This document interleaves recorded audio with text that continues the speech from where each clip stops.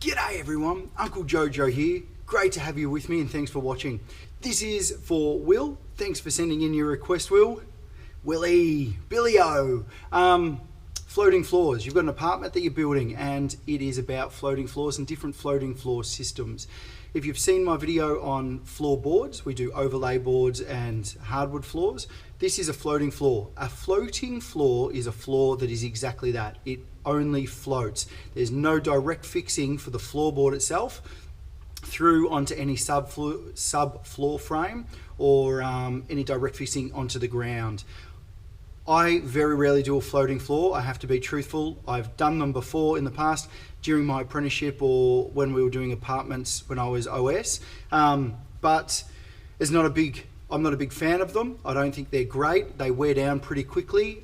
There are different ranges of floating floors you can get. I'm hoping to do an interview with a guy that does apartment buildings over in New York City, and he does all different types of floors and stuff like that, and he was telling me of a certain floor that they get over in New York that is a veneer board, which is actually 5 millimeters of solid board and then put onto an engineered board like a plywood floorboard.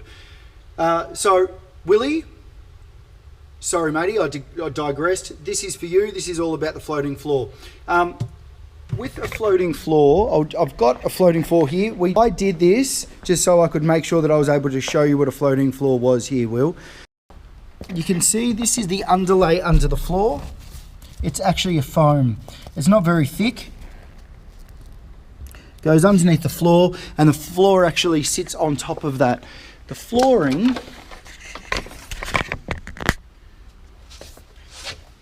is similar to a floorboard. You have a tongue and groove, you slip them in together, they click into place, and then you lay them down. There is also an end match on the ends of them, if you will, so that all boards, when they match up, they actually click in, and then you don't have any worries with them.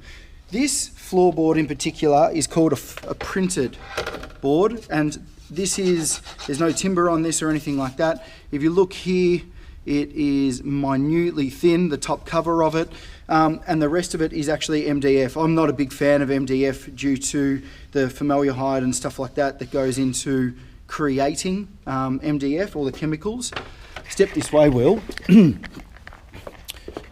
So this all gets clicked together and laid down, and it gets laid down on top of this here. All the way through here is a solid mat that runs through, and then this, you can see that it bounces. It can be really good. It can be really good underfoot. There are floors called a spring floor, which I've put into a gym before for gymnastics or dancing. They work absolutely brilliantly.